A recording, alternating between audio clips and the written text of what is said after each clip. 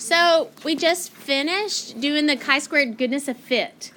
And so let's recall, chi-squared goodness of fit is how good your observed fits, what it's expected to, okay, what the claims are. So goodness of fit, how good your observed fits, what it's expected to be with a claimed percent. But now we have two other kinds, and we're going to learn about the homogeneity kind, and that's how you say that, homogeneity. So we're going to do the chi-squared test for homogeneity.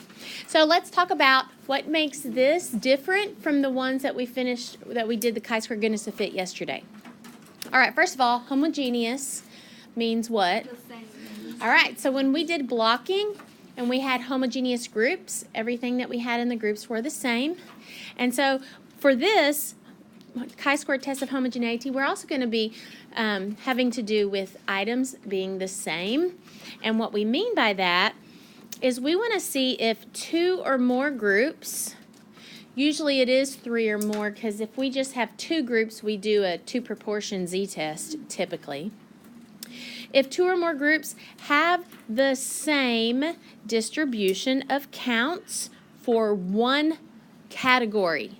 So let's take a look at this, what we have here.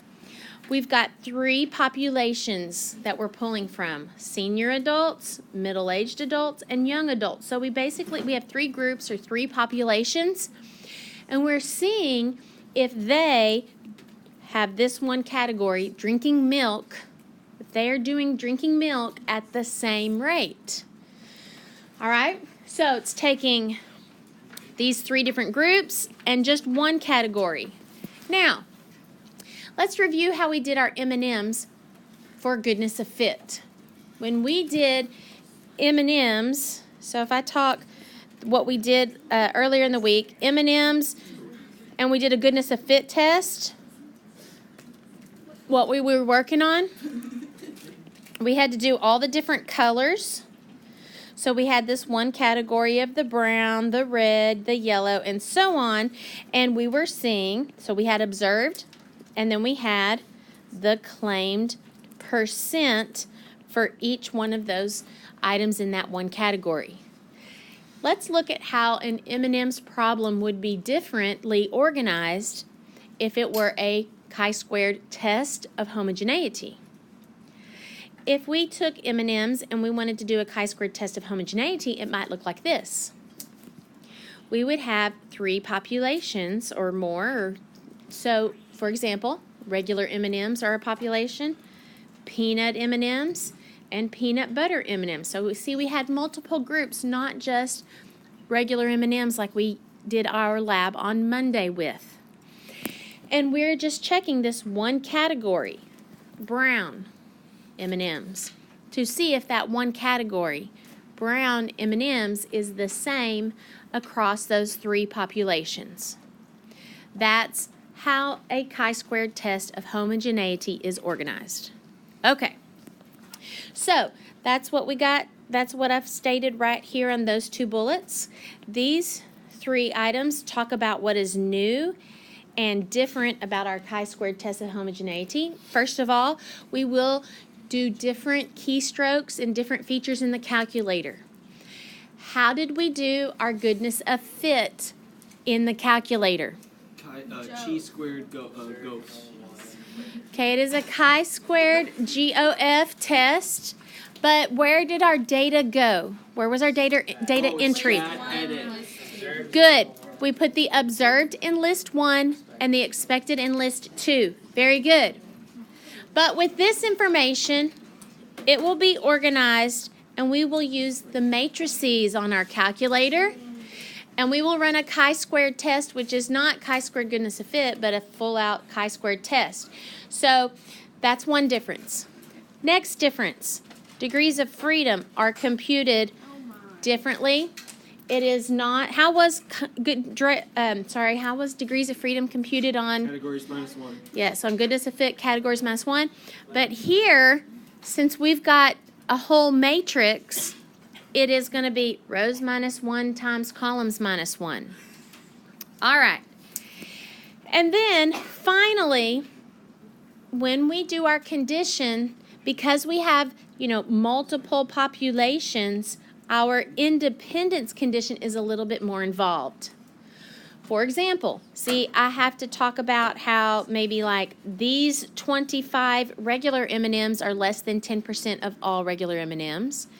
And if we had a total of 28 peanut M&Ms, those are less than 10% of all peanut M&Ms. And if I had like 34 peanut butter M&Ms. So see, I had to say for each one of the populations or the groups, I had to say they were less than 10% of their respective populations. But something else. Do you remember when we would do two proportions or two means and we had two samples? So see, we'd say like men and the women. What did we have to say about those two samples? Good, that they were independent of each other. So what I'm saying is that we do not have any M&Ms that are in both groups. So these three populations don't have any overlapping data. Those three populations are independent of each other. That's the other thing that makes the independence a little more involved. Okay, and that's it. That's all the differences. That's what a chi-square test of homogeneity is. And so now we're going to do it.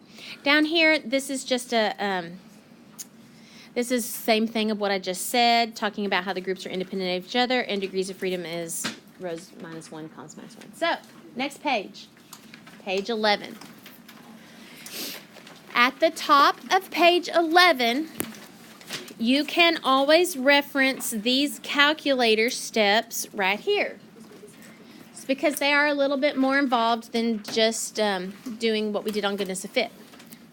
All right, and then right here is also a really important thing. I have no songs for this chi-squared, and I determined I need to make some, so I don't know if that'll get done this year, maybe.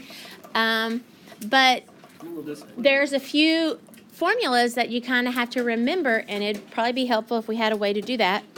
One of them is how you compute expected counts.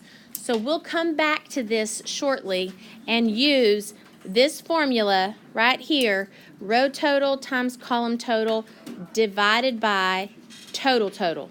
And we'll talk about that. Yeah, it's real technical language there. So we'll come back to that shortly. So let's go ahead and move on to our first problem. Here we go. All right. It is common folk wisdom that drinking cranberry juice can help prevent urinary tract infections in women. What? In 2001, the British Medical Journal reported the results of a Finnish study in which 3 groups of women were monitored for these infections over a 6-month period. One group of 50 women drank cranberry juice daily.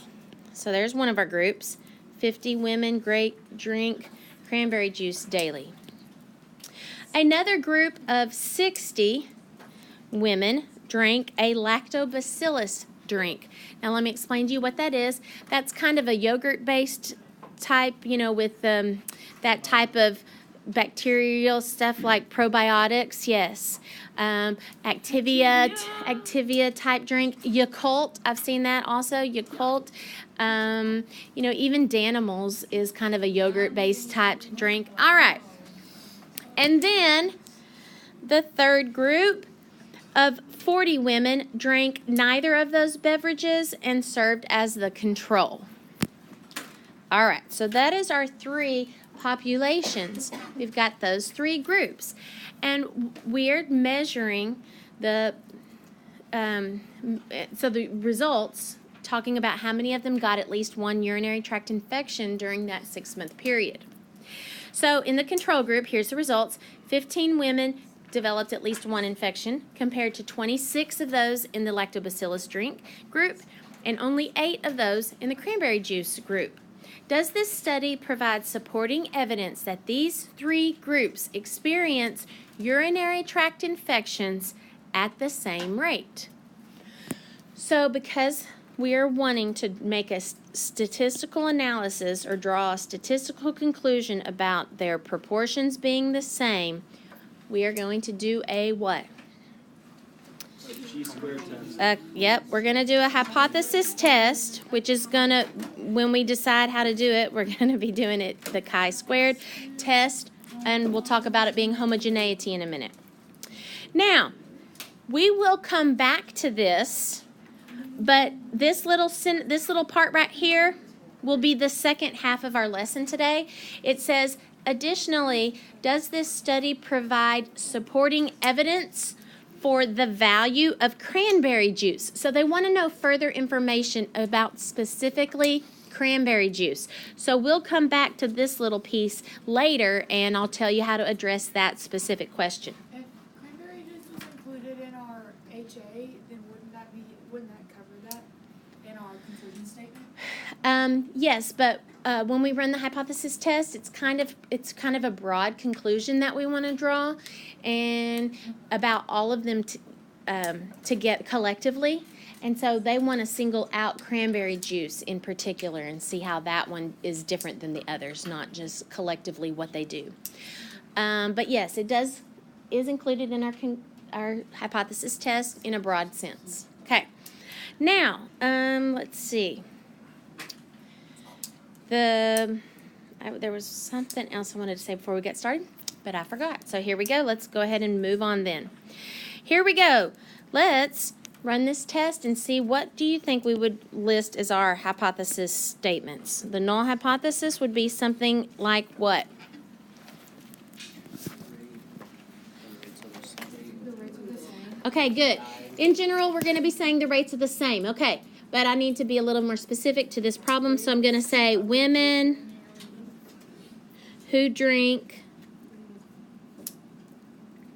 and I'm going to now abbreviate just to be short, shorten it, cranberry juice, the lactobacillus drink, and neither, in other words, the ones that drink neither of those are considered the control. The women who drink those get a UTI, which is urinary tract infections, get urinary tract infections at the same rate. Of course, if this was a quiz or a test, or especially AP, you wouldn't use those abbreviations, but we're going to use those abbreviations for our notes here. I remember now what I wanted to say a minute ago. I had a question earlier in the day asking, why did they not just do 50 for each group? Why don't they just make all of the groups the same size? So, honestly, this problem started out as all of them being groups of 50. But it kind of takes away some of the teaching purposes involved in doing some of the calculations and stuff. So I changed this year the numbers. But let me tell you one other reason. It is very unusual that you would do an experiment, and by the end of the experiment, you would have still 50 in each group. For example, say you started with 70 in each category. You had 70 volunteers of women, and for 70 for each group. 70 for each group. Well, they're going to be doing this for 6 months' time. Do you think it's possible that of those 70 women in, say, the cranberry juice group, that if they're drinking cranberry juice every day, they start developing maybe like ulcer, because it's an acidic drink, they have ulcers in their mouth or in their stomach, or they're having some other type of reaction to the cranberry juice that they say, hey, I need to get out of this experiment and I cannot participate in it any longer. That happens. In experiments, it is unusual that the total you started with is how many you finish with. Frequently, they do some of the subjects do something that disqualifies them from being able to be in that experiment any longer. Okay? So it is truly typical to have different amounts in each group. All right. What would our alternative hypothesis be then? They get the UTIs at different rates. Okay, so I'm going to put little ditto marks like this just so we can do this on our homeworks. We're getting UTIs at, all those people get UTIs at different rates. Yes. All right. Now, let's do our assumptions and conditions. So we are going to get real here. So how do you think the random condition should be done? How would Assigned. Selected, assigned, what is it? Assigned. Assigned. Good. Please remember that you need to consider if it's an experiment or an observational study. What makes this an experiment instead of an observational study? Treatment groups. We have treatment groups. And so what we want to do is we're going to be assuming, so I'm going to assume that random assignment of women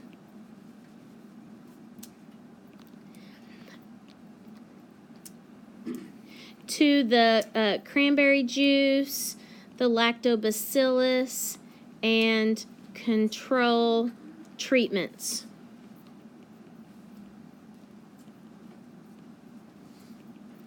Okay, so that's how I do that condition. I'm assuming that we have random assignment. Very good. Thank you for catching that that's an experiment and we're not just randomly selecting. Okay, how do we do independence? Each of them should be less than 10%. Okay, so we have a couple things going on here. First, we have 3 different populations we're dealing with. So we would say first, 50 is less than 10% of all women on cranberry juice. And then I have another group. 60 is less than 10% of all women on the lactobacillus drink.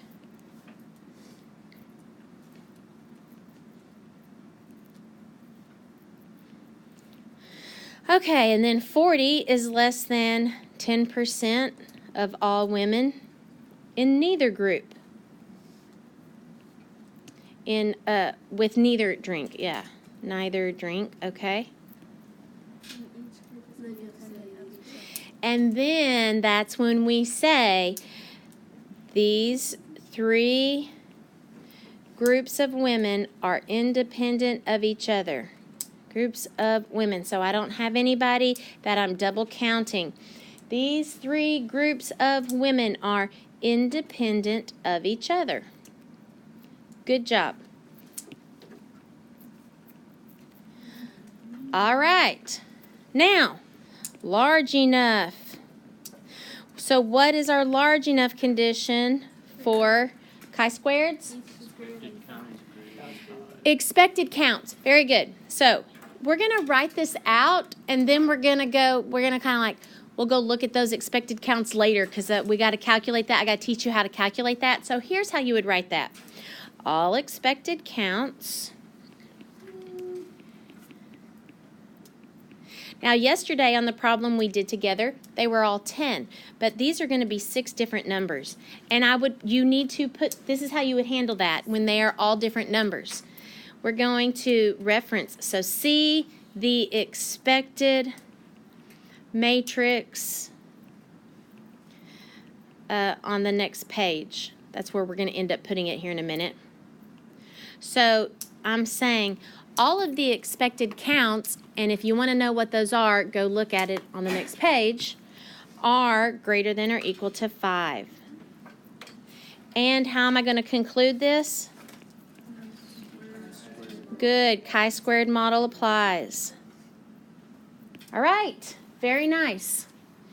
And so the name of this test that we are going to use is the chi-squared test of homogeneity. That's how you say that.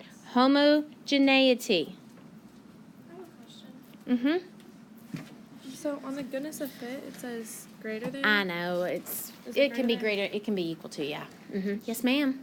So, on needed independence, when it says 10% of all women on cranberry juice, doesn't it make it seem like you're picking from women who are already previously drinking cranberry juice, not people who are assigned normal, just a group of normal women, and they tell them I'm just saying, like, I wouldn't have worded it like that because Okay. that's when I read that, that's what it means to me. Okay, so tell me, how would you have worded it? I have no. So back to this next one. Okay, part D says give the test statistic. So that's our chi-squared value. And we're going to calculate that in just a second. We're also going to do a p-value. And we'll do that in our calculator in just a minute. We're also going to do we also want to list the degrees of freedom. And so let's have a little discussion about that. Remember that degrees of freedom are calculated how? Times columns minus 1. Okay, so we're going to do that. If you look at the top of the next page, you can see how our data is organized. Go to the top of page, let's see, what is it, 12? Top of page 12, you can see that we're going to see how our data will be organized. First thing I want you to do is label that the first one here is the observed matrix. The second one is the expected matrix. See, I referenced this expected matrix, so I better have these labeled. Okay? So, let's go ahead and do the observed information because that's what we have been given from our problem.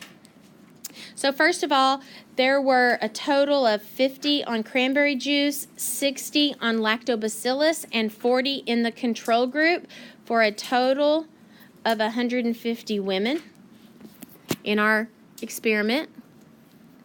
And when you read the paragraph, the results are as such.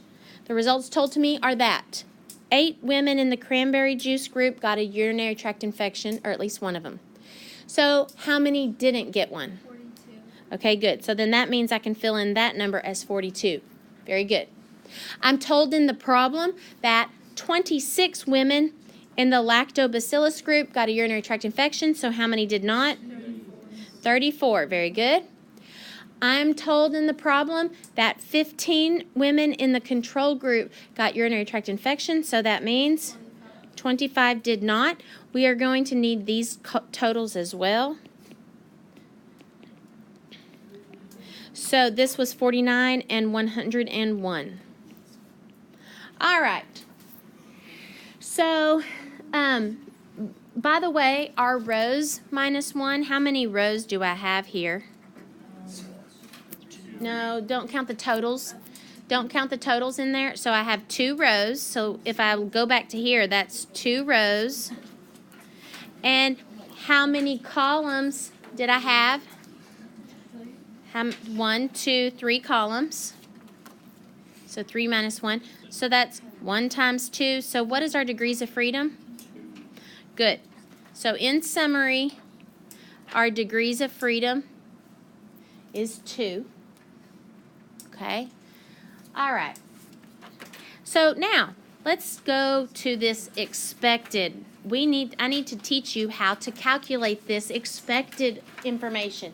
Because, for example, we're going to be interested. Let's look here. 8 in the cranberry juice group got a UTI. Well, I need to see how many were expected to get a UTI. Okay, so if you look at the top of the previous page, here is the formula for that. What you do is you get your row total and you multiply that times the column total, and we're going to be dividing it by the total because what that does is it gets the overall rate times how many of those occurred completely. So I'm not going to go into that all the way. We'll just follow that formula. So let's do that. Let's find this number right here. Again, that's going to be row total times column total divided by total. Okay, numbers. What is the row total for this box here? 49. Good, 49. So 49 times, what's the column total? 50. Good. And what's the total? 150. So you calculate that, it is 16.3. So 8 were observed to get a urinary tract infection, and if these top 3 drinks have the UTIs at the same rate. 16.3 would be expected to have a urinary tract infection. All right. So I want you to fill in the rest of those boxes now using that same formula. So go through that, take a few moments to calculate the other 5 numbers. So if you did those correct, there are your expected numbers. Okay, any questions on that? So expected counts. All right, so hey, think back to referencing our conditions. Are all of those expected counts greater than or equal to 5? Yes, they are. So again, we do have that large enough, and you reference that to show them. Okay. Should we do that first then? Well, technically, yes, but doing this, we didn't know how to do it yet, so I was kind of tabling that for a moment until we knew how to do it. Okay, so now we know how to do the expected counts by hand. Now I'm going to teach you how to go ahead and do a chi-squared test in the calculator. So everybody go to your calculator, and let's go through the steps, which again are listed at the top of page 11. So here we go. All right, so here's your calculator. The first step is you're going to do second matrix, which is going to be your second and then your x to the negative 1 button. Okay, and then that's going to, then after you go to second matrix, you need to go over to edit. Arrow over to the right to edit, and you will be editing matrix A. So hit enter. Now, let's refresh our memory with our goodness of fit. How did we do goodness of fit in the calculator? We didn't do matrix. What did we do? List 1 is observed. List 2 was expected. All right, but here we're on this. So what you got to do is make the matrix the shape of what it is that you're doing, and this is a 2 by 3 matrix. I usually forget which goes first, rows or columns, and so I just kind of use those numbers until it's the same shape of what I'm doing. Is that what you did? Is it 2 by 3 or 3 by 2? I don't know. I always forget, so I just make it the same. Get it to. And then, yes, this is the observed data. So if you look back at what we had on the top of page 12, I think it is, that's your observed matrix numbers. Okay? So type those in.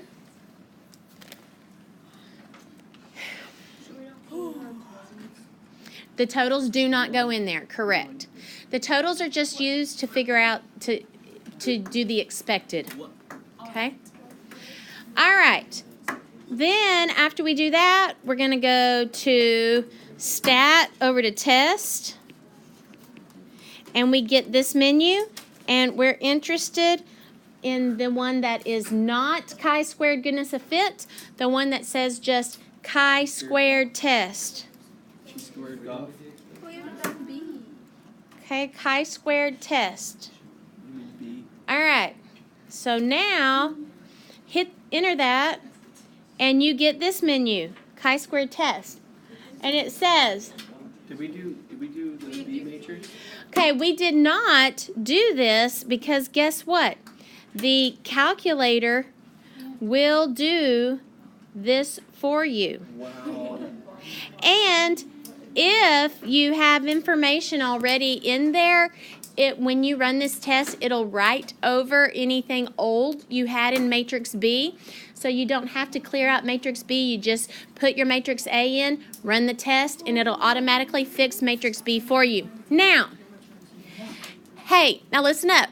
You may be saying to yourself, then why did Miss McClellan tell us that whole row total times column total over total thing? So your calculator guys. No, there is a reason, and it is because sometimes we have to do these expected counts and we do not have all the information enough to put in the calculator. We may only have one sales total. We may only have one row total, column total, and total. We don't have the whole entire matrix worth of data. And you know what? I'm going to tell you honestly, I tried just doing it with the calculator for a couple of years with my students. And I said, oh, we're just going to let the calculator get the expected for us. And then what happened was I came across some AP questions later on down the line that they didn't give us enough information. And so I was like, oh, whoa, I guess we actually need to know how to do that by hand, because you always don't have enough information to do the calculator. Wait, I don't understand, like, if they don't give us all, like, what would they not? Okay, for example, They could just give you the total. they may instead of just the say, actual- yep, they'll say this is 49, this is 50, and this is 150. What is the expected for right there? See, and if they don't, and that's all information I have, I cannot go put it in my calculator. All right. So back to this, run the test, and there's your chi-squared, there's your p-value, and look, it actually gave you degrees of freedom. That's not always the case, so in that sometimes you have to figure out degrees of freedom by yourself, so that's why I made you figure that out by yourself as well. So now, let's put that information on our bottom of page 11. So bottom of page 11, our chi-squared value is 9.84? And then our p-value 0.0073. So, our degrees of freedom 2. On to the next page. Make a decision and compare to alpha. So I'm going to say my p-value of 0.0073 is less than alpha of 0.05. So my decision is to reject HO. Good. Now let us state our conclusion. Since 0.0073 is less than 0.05, I reject HO. So, now what? The HA statement. So I have evidence that HA is true. Okay, so then I say, I do have evidence that, and then I have to write out HA in context, that women on the cranberry juice drink, the lactobacillus drink, and in the control group get urinary tract infections at different rates. Okay, so there is running a full test to have statistical evidence as to whether or not that's significantly different and not just a sampling variability. Okay, there you go. Done with that part of the lesson. Now we're going to address that second part where it asks further detailed information. So now, here's the question we're going to answer at this point. We're going to say, the question is, what can we say specifically about cranberry juice and warding off? So the question it also asked was, tell me something specific about cranberry juice. So in order to do specific information, if you reject the null hypothesis, which we did, a lot of times you'll be asked for more specific information. And you will do what's called standardized residuals. Do you remember a residual is a measure of how far away your actual is away from predicted? Do you remember when we did this in chapter 8? There was actual, there was your predicted, and so when your observed was above the line, remember we had positive residuals? Do you remember, and when our actual was below the line, we had a what? A negative residual. Okay. So what we do is we're going to compute this little formula for each cell. So for each little square in our matrix, we're going to compute that. And you know what? I don't have a song for this, and I need to. See now? So what we're going to do is I'm going to tell you another way to remember it. Shh, shh, shh. The other way to remember it is, I'm going to tell you, if you think back to what I showed you on the formula chart, the formula chart gives you this information. It says the chi-squared is the summation of observed minus expected quantity squared over expected. So that you can go to the bottom of the formula chart on the back and see. So here's my question for you. how could you look at this? Let's look at, here's some eyeballs. How could you look at this and be able to figure out what this formula is from looking at that? Very good. If you think about just taking the square root of the top, then you get just observed minus expected. And the square root of bottom, you get the square root of expected. So even though I don't have a little song for you to memorize that formula with, you could look at the formula chart and remember to just square root it, and there you go. Is that triple eyes? It's double eyes. It's just an eye, eyeball, eyeball. Okay, so let's go and compute that. Let's compute for this little cell right here. Okay, so this cell. Observed minus expected over the square root of expected. So let's fill in the numbers. Where do I get the numbers from? The table we made. Our previous tables. What was observed for cranberry? UTI. 8. What was expected for cranberry UTIs? 16.3. And I'm going to divide by the square root of 16.3. That number is negative 2.06. So that is my standardized residual for that spot. Let me give you about 2 minutes to figure out the rest of those. I have. So after computing those standardized residuals, here's what I got. There was the cranberry ones and the lactobacillus in control for UTIs. So let's first think about residuals again.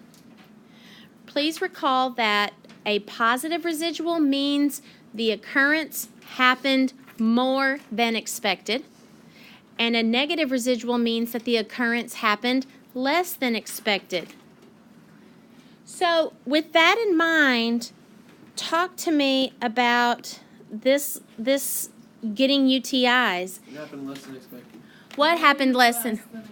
So the cranberry juice happened less than expected. Tell me about lactobacillus and control group. Those actually happened what? More. Those two. So guess what? It's important for us to note that cranberry juice is the only treatment